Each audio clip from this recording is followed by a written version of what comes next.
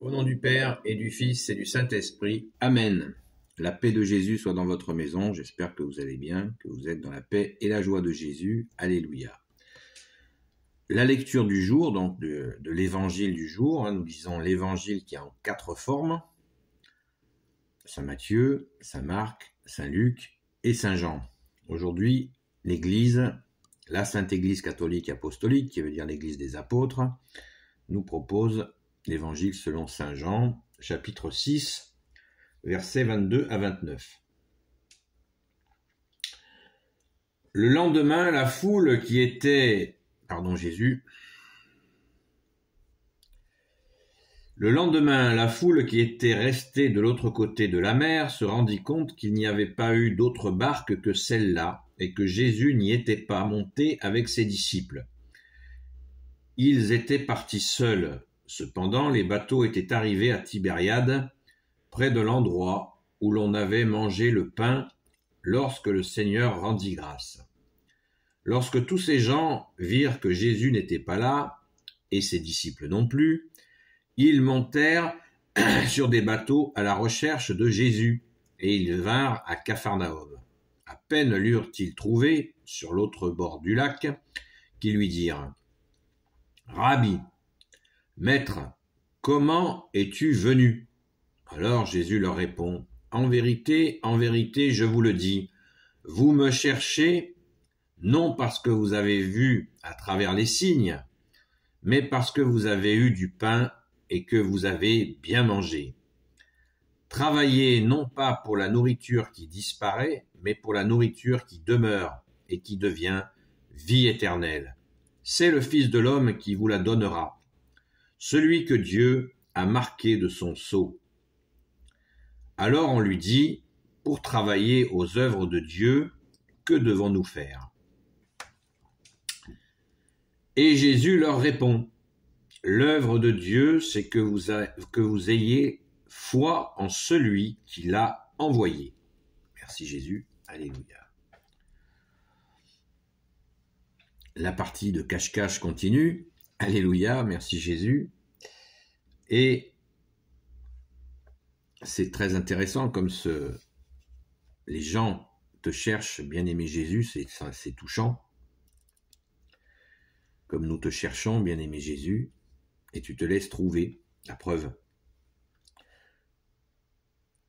Mais je crois que j'ai déjà abordé il y a quelque temps cet aspect où Jésus leur dit « Vous avez bien mangé, donc vous revenez ». C'est-à-dire que ce pain, on est suite, pour ceux qui ne le suivent pas, on est suite à la multiplication des pains et des poissons.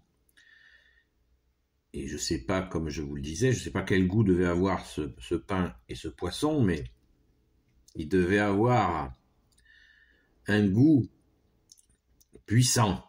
Merci Jésus, par ta grâce. Donc, Jésus leur souligne que ce n'est pas ce goût qu'il faut chercher, mais bien de travailler, verset 27, non pas pour la nourriture qui disparaît, mais pour la nourriture qui demeure et qui devient vie éternelle. Et c'est le Fils de l'homme qui vous la donnera. C'est lui que Dieu le Père a marqué de son sceau. Donc ça, on l'a déjà lu, on l'a déjà entendu. Vous savez que les lectures du jour s'entrecroisent régulièrement, vous l'avez compris. Si vous ne l'avez pas compris, sachez que c'est ainsi. Non pas pour nous raser, mais bien pour que nous comprenions l'importance. C'est une façon de souligner ce qui est important de retenir. Et là, Jésus, bien-aimé, tu soulignes, c'est la Sainte Messe, c'est l'Eucharistie. Cette nourriture, et bien sûr, c'est toi, puisque l'Eucharistie, c'est nous mangeons ton corps et ton sang. Celui qui mange mon corps et mon sang aura la vie éternelle. L'Eucharistie, c'est le pain d'effort. C'est ton corps et ton sang qui nous permet de tenir dans ce monde de ténèbres, Jésus. Et tu nous précises bien de travailler. Voilà, travailler pour cette nourriture qui devient éternelle. Merci, bien-aimé Jésus. Et là, on voit encore l'insistance de Jésus qui se dit fils de l'homme et tu nous précises que tu es marqué du sceau du Père, tout ce langage, pour que cette foule soit formée. Mais nous avons besoin de cette formation pour prendre conscience de plus en plus, du oint du Père que tu es, bien-aimé Jésus. Christ veut dire le oint du Père. Et avec Sainte Marie-Madeleine, notre chère sainte patronne, qui s'est jetée à tes pieds et qui a compris que tu es ce pain de vie, Jésus, tu es cette nourriture éternelle. Et là, les gens lui posent simplement la question, donc alors on lui dit, pour travailler aux œuvres de Dieu, que devons-nous faire? Et c'est certainement le plus important de cette lecture. Et Jésus leur répond, l'œuvre de Dieu, c'est que vous ayez foi en celui qui l'a envoyé. L'œuvre de Dieu l'œuvre de Dieu, c'est que vous ayez foi en celui qui l'a envoyé. Donc l'œuvre du Père, ton Père Jésus, notre Père, et que nous ayons foi en toi, bien-aimé Jésus. Je pense que nous pouvons percuter, tilter, que quand on regarde l'histoire de France, par exemple, fille aînée de l'Église qui est fille aînée de l'Église catholique, où on voit les réalisations extraordinaires, les avancées de civilisation que nous avons eues. Je ne parle pas de notre époque, je parle de l'époque avant la Révolution française, la soi-disant Révolution française. Toute cette époque d'avènement et d'installation du christianisme en Gaule, puis en France, avec le peuple franc, qui veut dire le peuple libre, et on voit que c'est ni plus ni moins que l'application de cette parole. L'œuvre de Dieu, c'est que vous ayez foi en celui qui l'a envoyé. Puisque nous le savons, c'est écrit dans l'Évangile, le Père veut que le monde soit sauvé par son Fils. Point à la ligne. Il n'y a pas d'autre sauveur. C'est le sauveur du monde. Jésus, tu es le sauveur du monde. On ne peut rien faire sans toi. Et cela plaît à ton Père. Normal, c'est lui qui t'a envoyé. Mais nous l'oublions. C'est ça le drame. C'est que nous l'oublions. Tellement Jésus, tu es doux et humble de cœur, comme tu nous le dis de toi-même, Jésus nous dit de lui-même qu'il est apprenez, il nous dit cette phrase magnifique, tu nous dis, bien-aimé Jésus, cette phrase magnifique, apprenez que je suis doux et humble de cœur. Il n'y a pas d'orgueil en Jésus, le Christ Jésus, nous en avons, mais lui, il n'en a pas. Il se décrit comme doux et humble de cœur et nous devons, ça s'apprend, l'apprendre. Et il plaît à ton Père que son œuvre,